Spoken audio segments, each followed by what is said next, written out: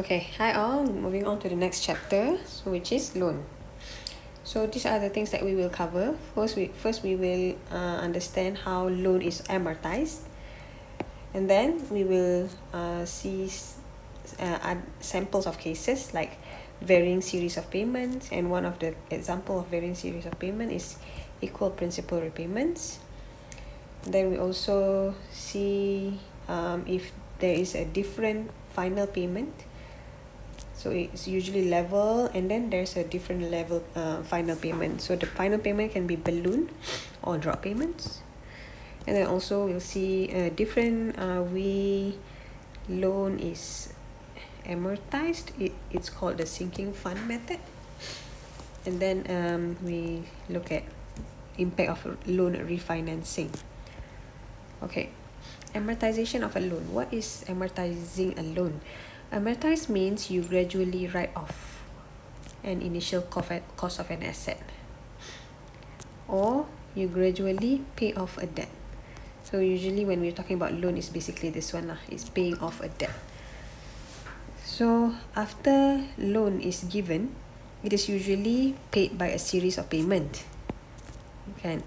Usually the series of payment is level payment lah. For example, your mortgage loan, your car loan, usually they are consist of level monthly payment. And then this monthly payment will gradually pay off the original loan amount or the principal amount. So each payment will contribute to interest due and also reduce the principal little by little. Okay, so this is an illustration of a level payment of loan. Okay, so the loan is 709 ringgit, and then it is paid by 4 payments of 200 ringgit. So this is a normal level annuity, right? So you can also see it as follows. 709.19 equals to 200 A angle 4. Okay. So at each time, at each point in time when the payment is due, there will be these following values that you want to know. There are common labels. First, we will have the loan repayment amount itself. So in our previous example, it's 200 ringgit. And then each of this loan repayment amount, it will consist of interest due. It will be paying interest due and also paying off some principal amount. So consists of these two components. And then after this payment is made, what is the outstanding balance from the original principal? Because our principal is paid off little bit by little bit, right? So after that payment, what is the outstanding balance of the principal? So yeah, I, P, B, and R. Okay. So the process of writing off the principal with payments that pay partly interest and partly principal is called loan amortization. Okay, so this is the relationship between the between the I, the B, the P, and the R. So this is the relationship between adjacent time. So this is between time T minus 1 and T, right? So for example, I, T. The interest that is due at time T is equals to the balance at the beginning of that period, times I. So that IT is the interest due, right? So interest due is basically I, the interest rate, times the beginning balance. So for example, just now, at time 1, the interest due is going to be the balance at the beginning of the first year. So the beginning of the first year, the outstanding balance is the full loan amount lah, 709.19 times the interest rate, 5%.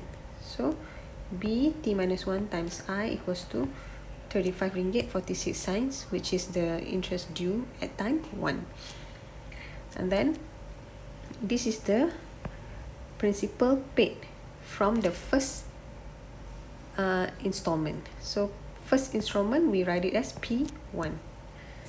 So the first installment, the principal paid from that first installment is the amount of installment itself, which is 200 in our example, minus the interest due at time 1. So the interest due we know is 35.46, this one.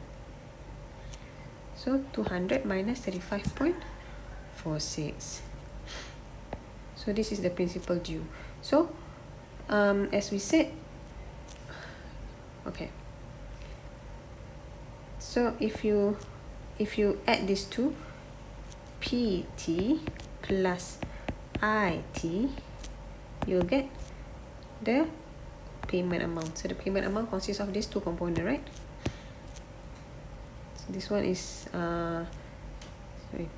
PT plus IT equals to RT. So PT is 164.54 plus 35.46 equals to 200. Alright, so what is the outstanding balance right after the payment 1 is made? For example, we already made payment 1. So what is the outstanding balance after that payment is made? So we call it B1. So it is the previous balance. So in our case, balance at time 0 is 709.19 minus the principal that we paid at time 1. So the principal that we paid is 164. So we already paid off 164. So the balance will be just the difference. So after the first payment is made, we still have this much balance that we need to pay off. So let's say if we want to settle this loan early, instead of paying 200 every year, we will just pay off with this amount. So you have extra money, you pay 544 ringgit, you settle this loan immediately. Okay, so for the first repayment of that 200 ringgit, based on our loan example, that 200 ringgit consists of 35.46 of the interest payment, I1, and 164.54 principal repaid. So adding these two up, you get your first repayment of 200 ringgit. So over time, the proportion of the interest and principal within the 200 level payment changes. So the interest due will reduce over time, and principal paid increase over time. Okay, so this is an example for a loan of 4,329 ringgit with 5 annual level payments of 1,000. So the R is 1,000 ringgit.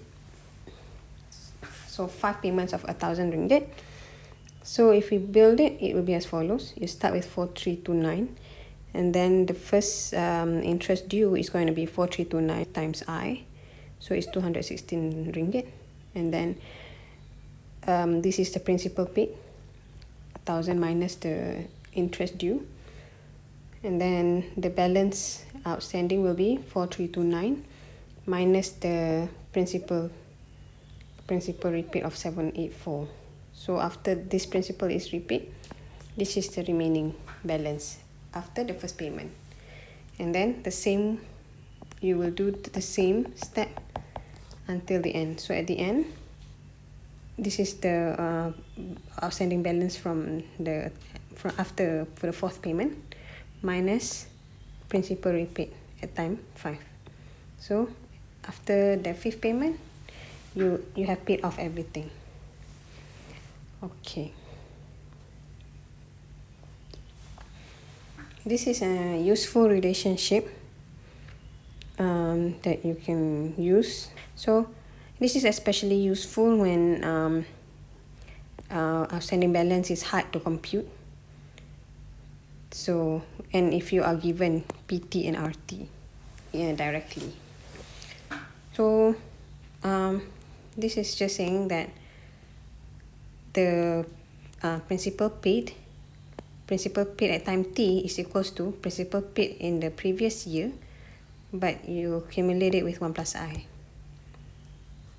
And then this is additional principal paid, which is the difference between the repayment amount. If this is especially true if the repayment is not level. If the repayment is level, then this will just become 0. So if RT and RT minus 1 are the same, basically in level payment scenario, this following relationship will be a lot simpler. PT is equals to PT minus 1, but you accumulate it with 1 plus I. You can derive this following equation by doing PT minus 1 as follows. You can have a look at this relationship and make sense of this equation. Okay, moving on.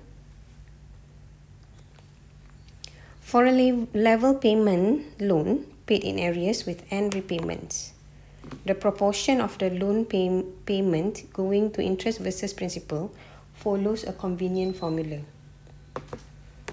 So this is the convenient formula. So the interest paid for each payment, basically if IT means the interest paid at the teeth payment. So it is equals to the RT times this proportion. So this is the proportion of the RT. Okay, I will explain how we come up with this formula for the proportion later, once you know a bit more of a new concept. But for now, you just know that by using these two convenient formula, you can easily come up with the proportion of IT and PT, which is the proportion of R. So if you add these two, 0.177 plus 0.823, you'll get 1. Because this is how we split our payment into I and P.